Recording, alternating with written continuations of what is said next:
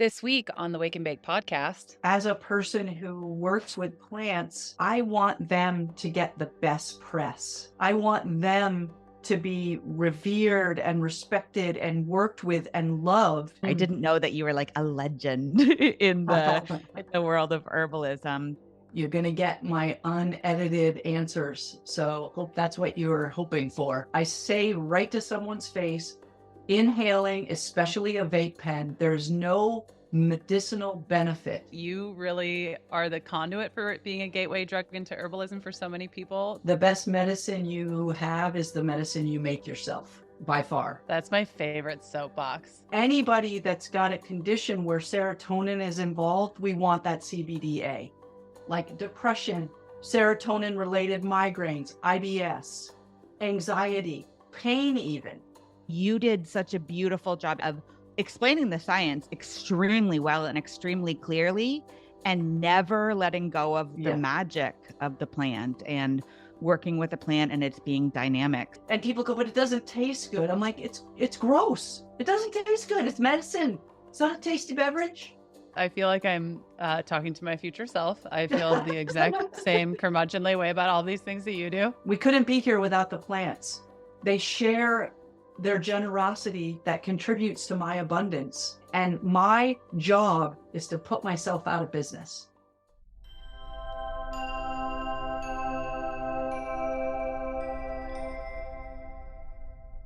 Before we get started today, I want to share some messages with you from the people and the companies who've made this episode possible.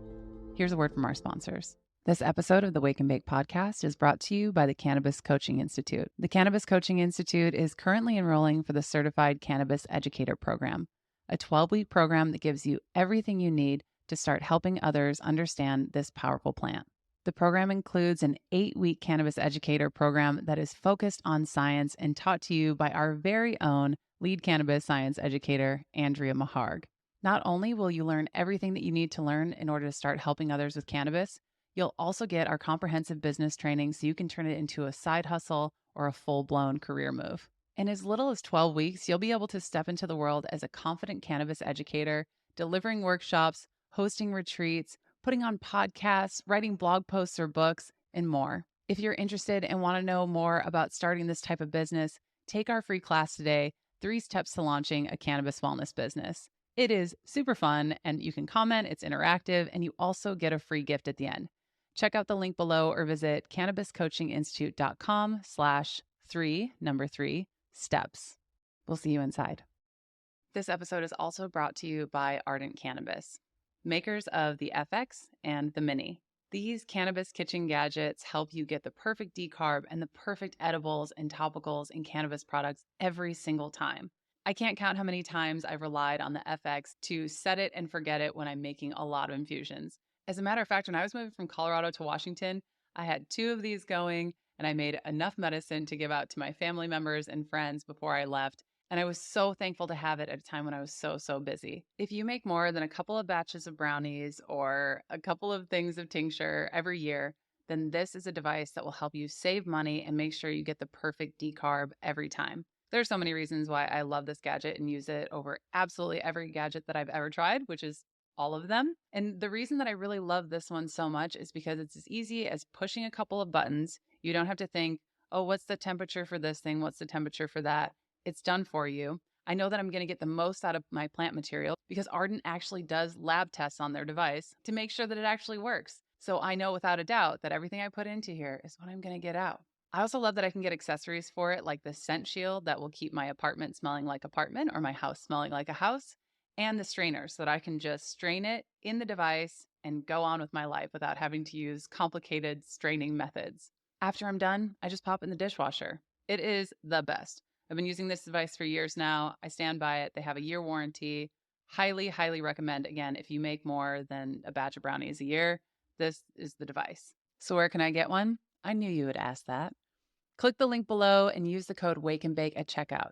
When you check out and use that code, you get a discount and we get a kickback here at the podcast at no extra cost to you. That means that you're supporting a couple of kick-ass women-owned businesses. You're getting the best gadget on the face of the planet. I can't wait to see what you create with it. Hey, Wake and Bake listener, do you want to know who my favorite cannabis educator is?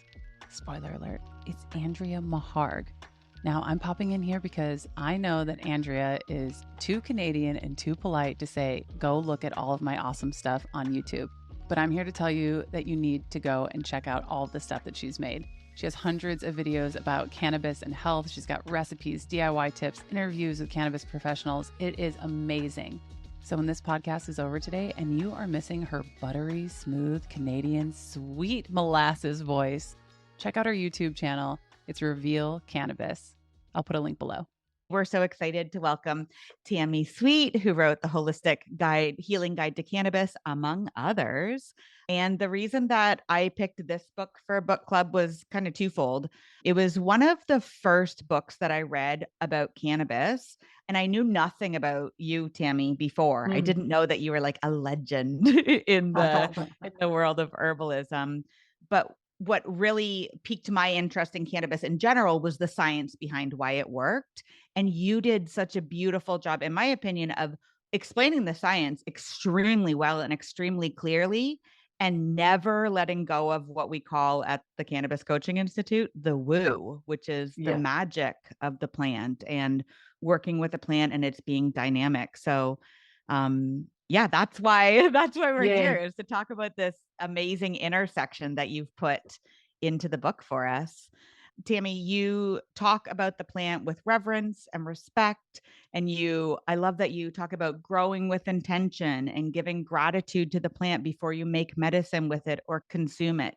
Can you talk more about how herbalists in general view plant medicine and then cannabis by itself? There's a whole spectrum of, there's not one kind of herbalist, just like there's not one kind of flower. My first herbal teacher was Rosemary Gladstar. My second herbal teacher was Pam Montgomery. I took a plant spirit medicine apprenticeship with her. And both Rosemary and Pam tend to be on the woo-woo side, more on the energetic side. I come with a science background. Stephen Buhner, I sat in class with him a few times, but he's a science geek and holds spirit well. So that's my lineage. Those are my teachers. That's what I teach. So as in plant medicine terms, when I view them as living beings that have their own spirit and their own gifts, and they are teachers, I tell my students, they are our ancestors. They've been here for 3 million years. And so they are our teachers. And when I wrote that book, I had been lecturing. Cannabis was not in the forefront. And I wanted to bring this plant medicine back to the herbal apothecary. So I geared all my lectures to herbalists and wanted them to, welcome her back from the fringes. And I walk both worlds. I have one foot in science and I deeply rooted in spirit. So for me, cannabis is just another plant. She's a master plant, but she is a plant. And so what I teach is, like, if you understand plants, you understand how to begin this relationship with cannabis. I always say that cannabis is a gateway drug into herbalism. And I'm constantly reminded how I am a clumsy, two-handed human, and I forget to stay in conversation with the plants. I just have a job to do and I'm going in. I'm like, today we're harvesting, and I'm like, oh, hello, say hello to the plants. So I feel like I do the woo, but I can stand and talk the science. And I feel like then it gives more people permission to kind of go to either end of the spectrum. I love that. Thank you so much for that. Yeah. You're actually a big part of our curriculum at the Cannabis Coaching Institute. One of my favorite quotes ever about cannabis is the one where you talk about how cannabis has been growing, surviving, thriving, adapting for millions of years, and how lucky are we as humans that we can enjoy the fruits of her labor over all of this time. Yeah. You mentioned master plants. Can you talk more about master plants and what that means? Sure. That a lot of indigenous healers uh, have a category of plants that are shamanic plants that can change consciousness uh, pretty heavily. And even though all plants can do that, there are a class of plants that Westerners call them the psychoactive plants, but that have this unique ability to interact with us and shift our consciousness. And that's what I mean by a master plant. And I feel like with cannabis, a lot of times there's a big opportunity for forgetting that, or entering into an unhealthy relationship with her because she is so readily available that people forget how powerful she is. And in my experience, you don't forget for very long because she will kick your butt and remind you what she can do. I love that so much, Tammy. And I really appreciate your work because you do a lot of work to kind of level the playing field. I think that you really are the conduit for it being a gateway drug into herbalism for so many people, like the way that you talk about it, because you're like, yeah, it's a plant, it's amazing. And all these other ones do these in varying degrees as Yeah, well. And so I do really appreciate you bringing that philosophy to this work because in the cannabis world or as cannabis educators it becomes so hyper focused on one yeah. plant, and I love that. Can I Okay. piggyback off of that while Yeah, you're yeah, looking at please, your question? absolutely. Yeah. Yeah. Yeah, because you know, as a person who works with plants, I want them to get the best press. I want them to be revered and respected and worked with and loved. And cannabis doesn't do everything, and she's not supposed to. And so, people will go, I need help with sleep. And I'll go, well, have you tried these herbs first? I spend time dispelling myths about, no, actually, that's not my go-to herb. And that's why I want, like, great, cannabis, now go learn some other plants so that you have a bigger toolbox. Oh my goodness. No way. I'm like in the My Big Fat Greek Wedding, like the woman who sprays Windex on anything. Like, but there's CBD, it's CBG and all these things. That perspective is so important. I have one question. This isn't my legitimate notes question, but what are some of the plants that you point people in the direction of that aren't cannabis? Like when they're like, I'm looking for help with sleep. Like what are some of your other Yeah. top Um, ones? yep. So if you got a monkey brain that won't shut up, skullcap. And that's Scutellaria flora, not Bicol skullcap. That's one of my favorites. Kava, I like for whole system like relaxation, and especially if there's muscle tension involved. Valerian, Valerian officinalis, that is the go-to for hundreds of years. But there's about 25% of the population that when they take valerian, it makes them hyped up. So that's not for everybody. And hops. Hops is a central nervous system sedative. So, depending on what, you always have to ask, why aren't you sleeping? And then go from there. I love it. Thank you. That was just my bonus question. Andrew, you can't have the mic back because I have another one. Thank you so much for that. I I think it's important for us to be thinking about that. Someone just mentioned in the chat that they love the mixtures of different types of plants and like what other plants can you use with cannabis, and that's Yep. always something that I've been interested in as well. And like you said, once you start learning about this plant, if you're not coming at it from the other way, because I came at it from like other plants first and Yep. valerian first and then came into cannabis, and I was like, oh, cannabis does a lot. But if you're coming into it that way, it really is that gateway drug. My question now is like back to cannabis is about the energetics of medicine. I would love for you to talk a little bit more about that, especially the particulars of homemade medicine versus store-bought medicine and what the differences Okay. are there. Great. And you're going to get my unedited answers. So hope that's what you were hoping for.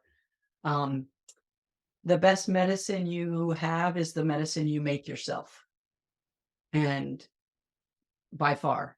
And as an herbalist, I teach that, but also every single scientific study that has been done by Western science, by the scientists themselves, have proven every single time that whole plant extracts are more powerful than isolate.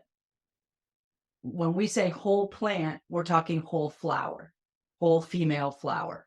And it's anywhere, depending on the study, 3 to 330 times more potent than isolated extracts. And so there's number one. And there's the science of it. And then there's, how does that person grow their plants? Do they pray with their plants? You know, okay, if we do the physical, what kind of nutrients are they using? Are they using bottled petroleum salt-based nutrients, which is going to lower the terpene level? You know, do they have lots of biology in their soil? You can have lots of biology indoor. It takes a special kind of grower, but it, you know, sun grown, full of biology. Well, it isn't always guaranteed that sun grown is going to be full of biology. The last 10 years, the Emerald Cup in the Triangle over in California, the winners have had a 10 milligrams per gram more terpene level than everybody else. And the cannabinoid levels are equal. So, you know, finally, the mainstream cannabis people are now coming on board of understanding the importance of terpenes. So if I'm growing myself, I know what I'm doing in my field. I know how I'm interacting with the plants, and people can feel that. And it's the difference between, you know, Budweiser and craft beer, you know, like it's small batch. And that's part of like I think everybody should be growing their own plants and making medicine. And it's not that hard. I will say, because I have a grow course, everybody can grow good medicine. Everybody can grow flowers, plants that are going to get them good tincture and good infused oil. Not everybody can grow good smokable flower. That's a like next level up. But medicine is oral. The best dosing is oral.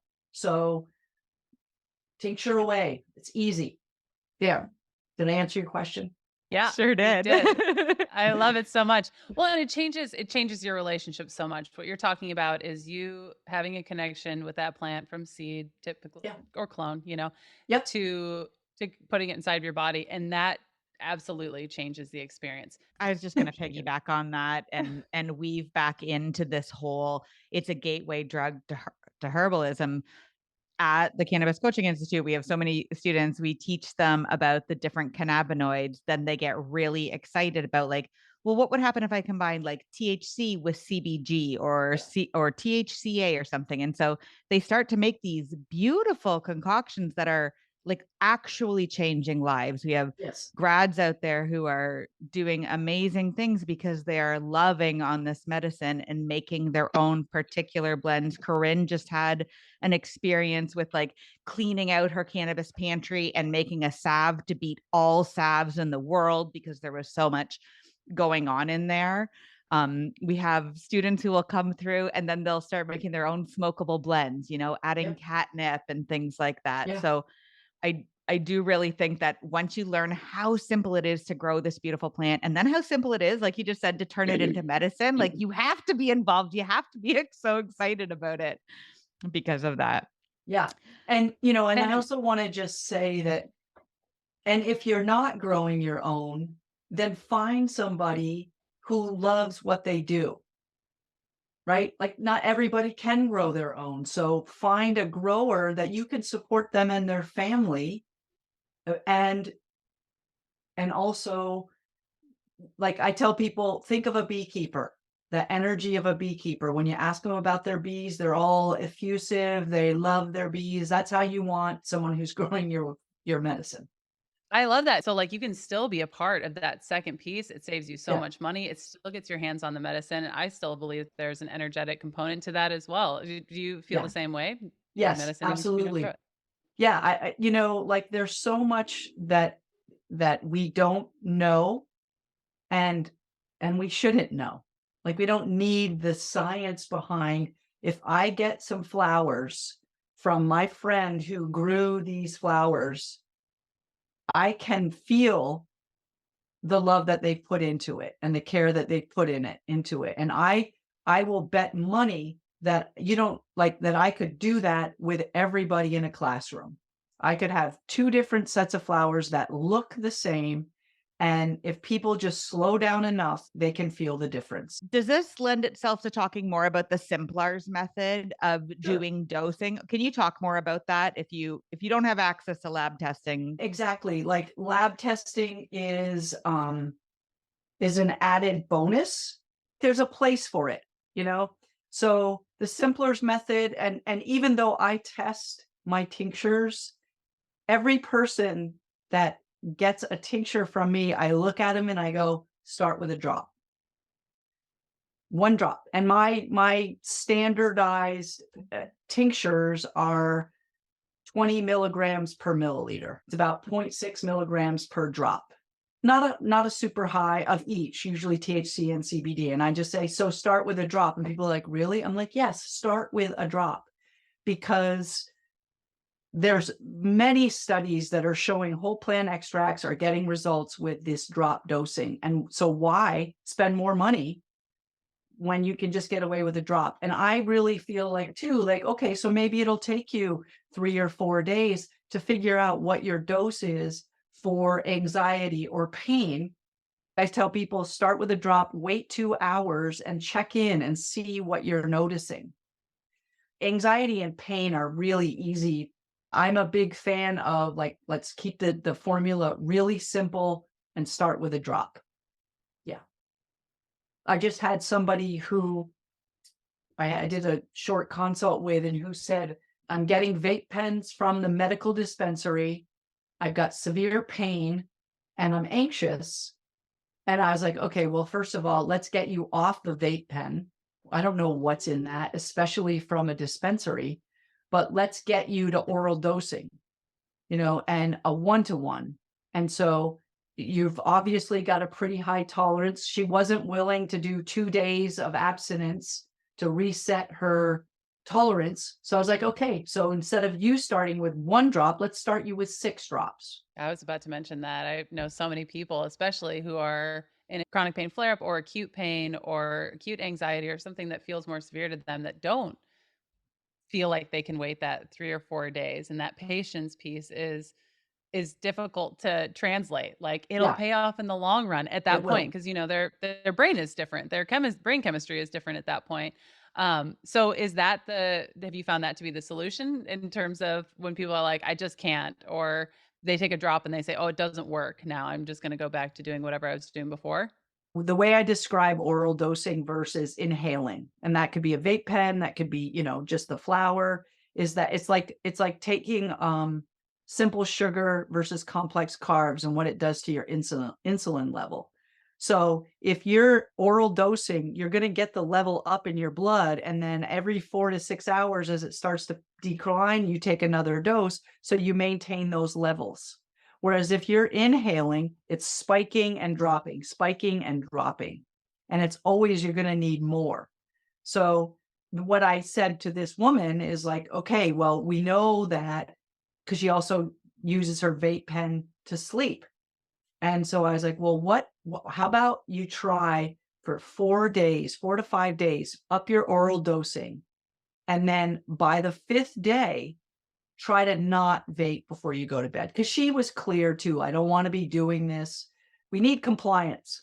So we have to work in ways that's going to help people, and it's like, what I said to her too was like, look, you always want, you know that works. You have it as a safety net, and try this other thing. Do you have the same frustration level, again, that some of us do, that someone told her to use a vape pen for what she was dealing with, right? Someone was like, hey, here you go. This is a good idea for you. I don't know if that was a bud tender in her situation or not, but we hear these stories all the time. Is there frustration for you in that, like, in that relationship? And is there something that you'd like to see handled differently when it comes to people recommending cannabis right off the bat to a new person who needs it? I'm a little bit older now. And here's a great quote from one of my friends, which I love. My job isn't to convince, it's to reveal. And so I really believe that I I wrote the book, I do lectures, I say right to someone's face, inhaling, especially a vape pen, there's no medicinal benefit Like the people that should be using a vape pen are people that are going into surgery or post-surgery. If you have anxiety, it's actually the worst thing you can be doing for yourself because of that peak and trough. So I just kind of lay out, here's the science, here's my experience with working with people, and then it's how I am as a teacher. It's like I put it there and then I don't look you in the eye. It's like there it is. There's the information. And now I don't want it to become a power struggle with me. It's like, look, I'm sharing with you the best practices that I know of that I've researched. And now it's up to you. I'm 58 years old and I'm getting, to become that older woman who's just like, can be blunt. What are you doing? Like, we know this doesn't help. And I pushed with the publisher. They wanted me to dumb that book down. And I was like, no, I will have deep dives off the side. I want the science, and I actually disagree with you that I actually think people are smarter than you're giving them credit for. And so maybe they don't get it all on the first pass, but I wanted that book to be able to go into the homemaker, the home herbalist, and into a dispensary. And so, yeah, you're right. Like there's a lot of education, and I deal with the canna bros all the time who are trying to explain to me things. Literally at one point I was in a dispensary and someone was arguing with me and I pulled out both my books and I go, this is who you're talking to. There's a lot of misinformation, and we just like this book club, right? Like what you're doing is we're just trying to educate, and it's going to take a long time. And there's big money behind people not being educated. This is probably the perfect time to take an ad break and tell you that we run at the Cannabis Coaching Institute a cannabis educator program where we're doing exactly this work of trying to get out there and explain the science and the woo and the everything behind the plant so that people have actual information that they can use and trust. We need to keep on just talking about it. Just keep talking about it. And there's how many? There's 65 of us here on the call tonight on a Tuesday night to learn about the woo and the science of cannabis. Yeah. You're also my lady hero. I'm going to walk around with your books and pretend I'm Tammi Sweet from now on, just so you know, like that's what I'm doing at all the dispensaries. Yeah, I went to a couple of them and I tried to talk to people and I was like, here, just take this. I just left it with people. I'm like, here, like it's worth the $10 that it cost me to give you this book, I think that there's something so powerful in that sentence that you just said, which is that there's a lot of big money behind. Like, I mean, they don't want you to know that. They don't want bud tenders to be fully trained because they make more money on dabs and vape pens than on someone taking a drop of cannabis medicine or making their own, or in places like the state of Washington where I live, where you can't grow your own unless you get a medical, recommendation, which is almost impossible. This isn't by accident that people aren't educated. And this idea that you just posed that you believe that people are smarter than publishers, or that we're taught to like write at a fourth grade level, dumb it down, make it as easy as possible.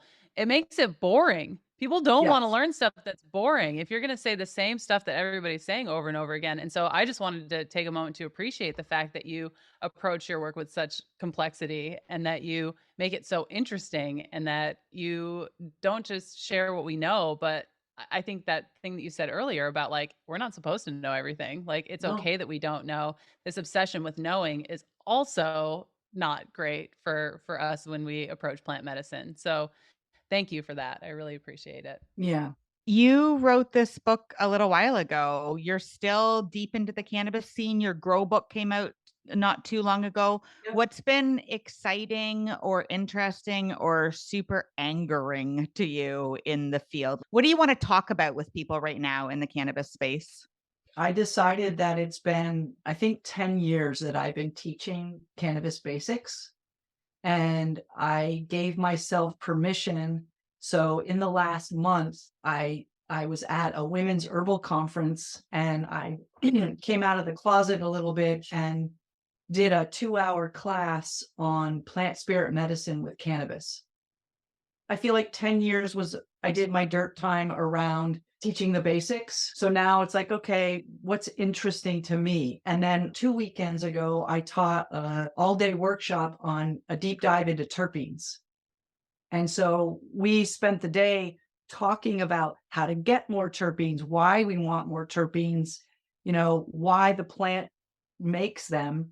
And then we got to, since I'm a hemp grower, we went out into the hemp field and I had people interacting with the plants. And then I set up, it was probably 15 different cultivars in little jars. And I wrote down the name of the terpenes that were predominant in there, and they went through. It was awesome. And I said, hold an intention of what you want to be working with cannabis for, and then go through all of these. And I had coffee beans in between the stations, and then said, write down your top two. And then and they didn't have any names. And then we went through, and then I went and then talked about each cultivar and what it is good for. And then I said, how many people got a yes? And almost everybody was like, yep, it was right on. So again, it's about empowering people.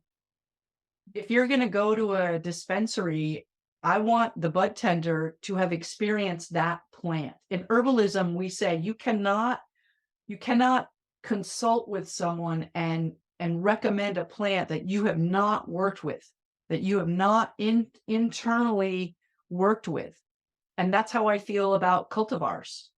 I tell medicine makers, you probably could get away with 3 or 4 different cultivars, and you could fill your apothecary and work with remedies.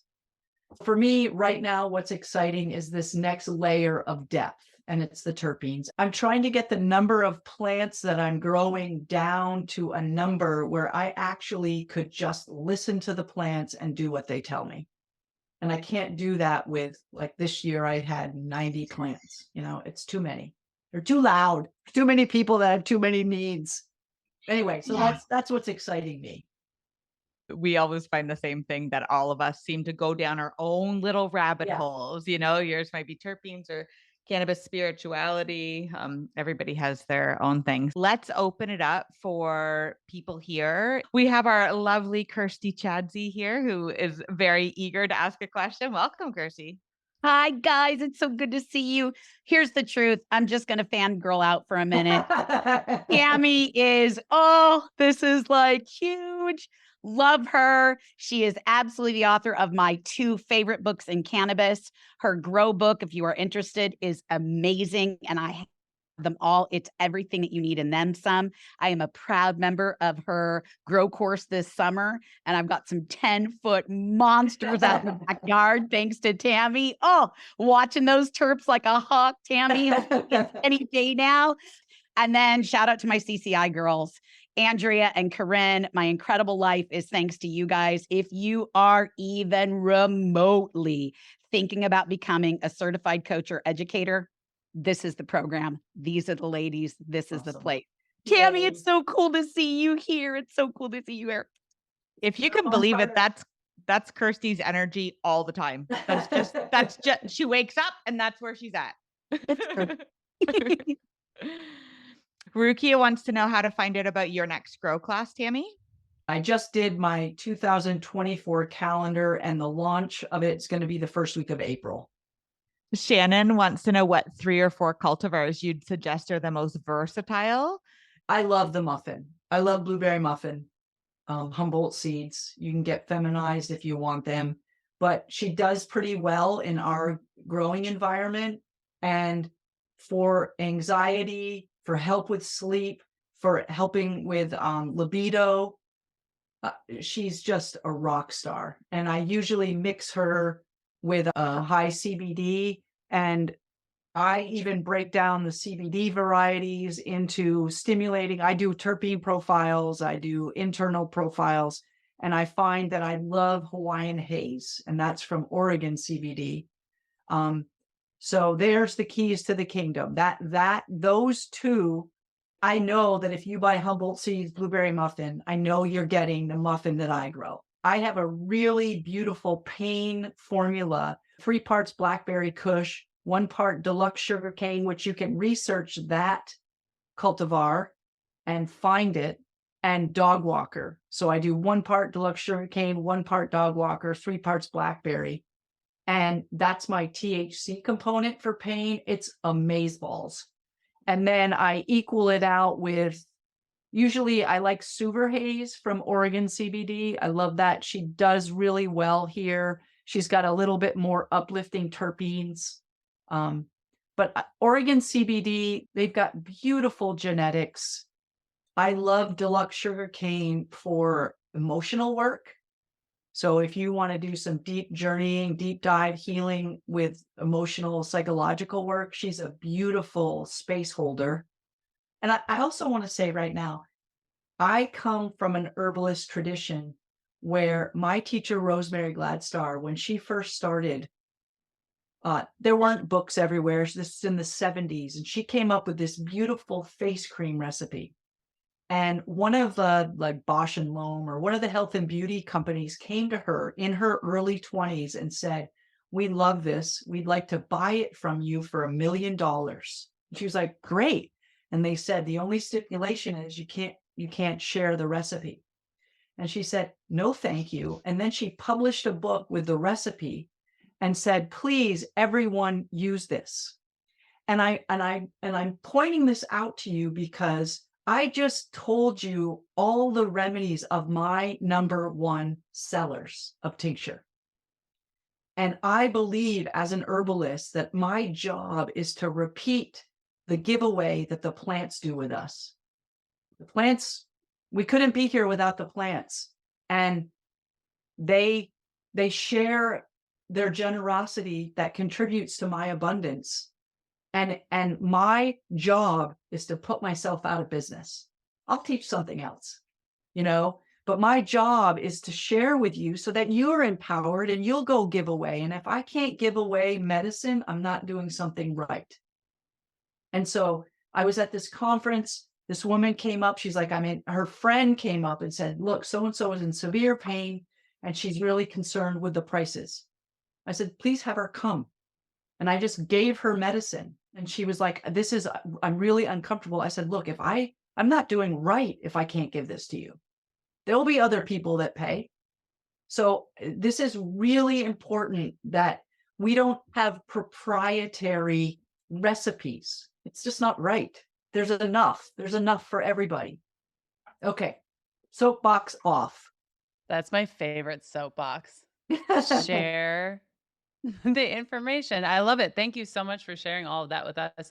We have a question about end of life for dogs. Can you talk to us about that? So some of my best herbal medicine was with my pets. I tend to find that they don't really like the tinctures. So infused oils, and you just make an infused oil in olive oil, then you can like sneak it in their food. You don't have to pay millions of dollars for CBD chewies, just make your infused oil. The standard is 150-pound man is what the prescriptions are set for. If it's pain, for example, right? If you don't feel comfortable with the THC component, the CBD component works beautifully. So make an infused oil. And then, my dog, she was 65 pounds. She was a big German Shepherd and she had arthritis. And I would give her, a dropper full of CBD oil at both meals. And then if she was having an especially sore day, I'd give her that 1-to-1. I'd just give her 1 or 2 drops. She was 60 pounds, 65 pounds. Like if I had a little 15-pound, I would try to dilute it. Usually end of life, that it's the pain, right? They're in pain. Or if they're anxious, giving them, I would start with CBD, just to see high CBD cannabis. Thank you so much for that. John wanted you to expand on directly whether CBD increases intraocular eye pressure. And I'm just working on this for a class right now and talking to a doctor about it. And there is some research that shows that it does increase intraocular eye pressure. He was talking about how if we're going to try to use cannabis for glaucoma specifically, that we should be trying to get it in an eye drop. Like we should be getting it as close to the source as possible, as opposed to putting CBD or CBG or whatever it is throughout our whole system when we're trying to just focus on that. So, my concern would be how you going to get it in there. that's what his I'm concern was that. too. Yeah. Yeah. But he I was was like, saying, hang on. his point was the research on cannabis for glaucoma is not good enough to be like, yeah, you should definitely start trying all of these different things for it. Well, that's why I was being really specific about CBG and that and my story. Now, this is only one person. Yeah. But you didn't hear CBD in the formula. Wow. Yeah, John's that's what I already noticed. using That was it. awesome. Yeah. John's Wow. using it as a salve and placing it above and by the eye sockets. This is a perfect example. So the top of the eyelids are very thin skinned. So that's actually like a good idea, like the inside of your arm, the back of your knee, right? Those are thinner, your scrotum, but don't do it on your scrotum if you have them. But the thin skinned areas, it's easier to absorb. If I can get it to blood vessels, which it doesn't necessarily hit the blood, otherwise I'd be lathering myself and I'd be high all the time, right? Around my eyes, then it's gonna it's gonna then enter the bloodstream and it's gonna go to your heart. Then it's gonna go back out into the system and make it to your eye. And the amount that you have to lather on is really high. You're not putting it on the eye itself. That might be a little bit different. So I would say you get more bang for your buck if you take it internally. It absorbs into the digestive system, goes to the liver. Please don't talk to me about first pass metabolism because it's a crock of crap. So I take it internally. I absorb it into my digestive system. 25% of it makes it to my liver. Liver will do its first pass metabolism, but only 25% is even removed. Then it goes up to the heart, out to the lungs, back to the heart, then to your body.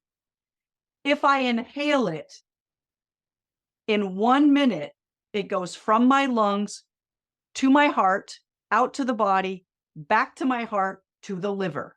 So you get about 1 more minute of it not going through the liver. Your medicine's potent enough as a tincture to not put 95% alcohol under your tongue, which burns the shit out of it, right? Take it in some water, have it get absorbed. So maybe I only do 1 drop under my tongue and I have to do 3 drops to get it the same dose. I'm okay with that. That's what I'm saying. Like, there is first pass metabolism, but it is not pulling it all out. And in 1 minute, what you inhaled is hitting your liver anyway. That's at rest. If you're moving around, it goes faster. That's just so take your straight tincture, run. Yeah. Okay, I have follow-up questions too, because I'm really excited. Somebody talked about acidic cannabinoids. You know the drama of people calling things tinctures, especially in cannabis, that are put in MCT oil. Do you have a preference? Alcohol versus oil, and should we stop calling them tinctures forever? I don't think you're going to be able to do it. It's an infused oil if it's in oil. It's a tincture if it's in alcohol. Right? That's just a straight definition. So there's that. I'm an herbalist. Organic olive oil is much cheaper than MCT oil. Organic olive oil is a better extractor.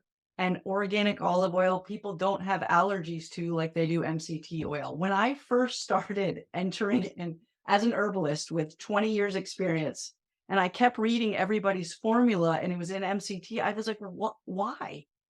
You know, and so do people know why that you buy commercial stuff and it's in MCT or olive oil? Because they probably extracted inferior material and they've got it as an isolate or a distillate, which is in its resin oil form. So it's easy to warm that up and put it in oil and dissolve it. As an herbalist, it's much cheaper and much faster to extract it in alcohol. It has to be 95%.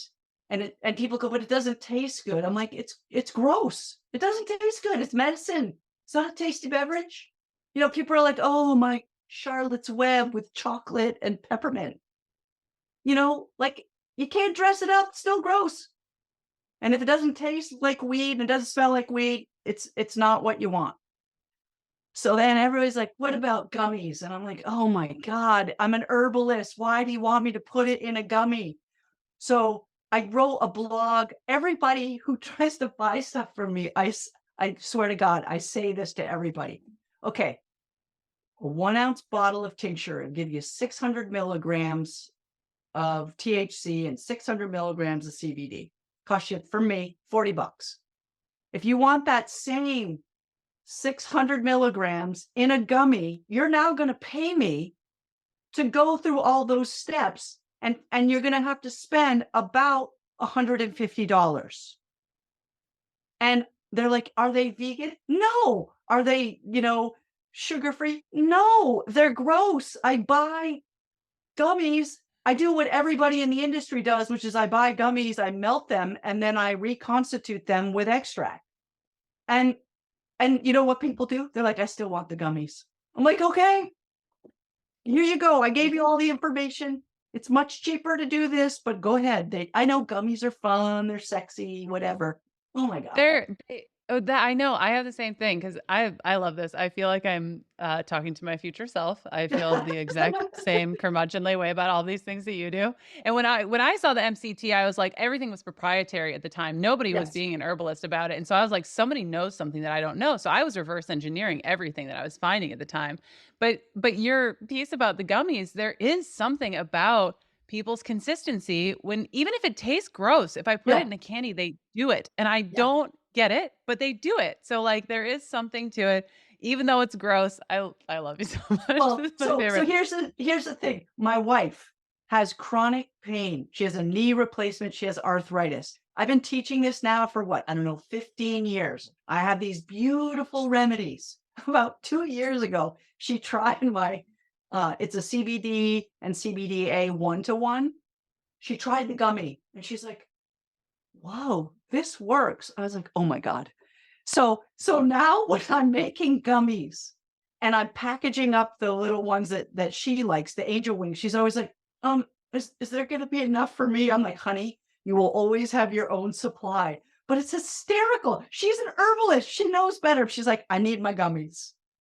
Okay. There's something about it. Someone asked about acidic cannabinoids, and that's Yeah. my terpenes. Where you guys are all in your terpene land, I'm like, talk to me about acidic cannabinoids. How are you feeling about those? And what have you learned that's been Great. mind blowing or So not? for me, CBDA, I said this years ago when I first started teaching. I was like, CBDA is going to be the next one, and now we're starting to see that. But the fact that it binds the serotonin receptor 100 times more potently than CBD, anybody that's got a condition where serotonin is involved, we want that CBDA. And so like depression, serotonin related migraines, IBS, anxiety, pain even. So my blueberry muffin, Hawaiian haze, I call that PEMA for anxiety, PEMA children. My number 2 seller is angel wings, which is equal parts CBD and CBDA. And I actually refer that more than just straight CBD because of that whole again, we know a lot about serotonin, but there's a lot we don't know. So it's just like, let's just make sure it's covered, And for me, THCA, the only time I really work with that is when I'm trying to keep terpenes in the tincture, because I don't have to decarb it, because basically anything that THCA does, THC does, so I have a little like look down on the THCA a little bit, and it's just my own limitation. I'm like, I'm just going to go with the one that does all the things. Right. But CBDA, absolutely love that.